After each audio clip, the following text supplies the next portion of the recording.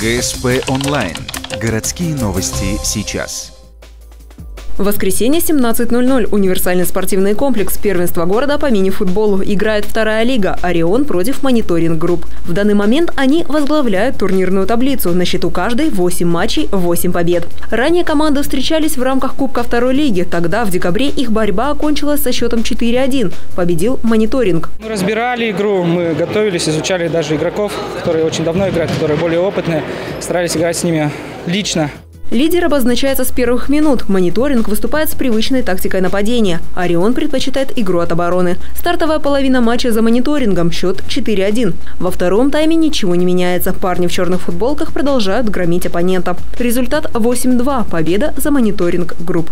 Соперник очень попался серьезный. Сопротивлялись ребята. Хотел поблагодарить нашу команду.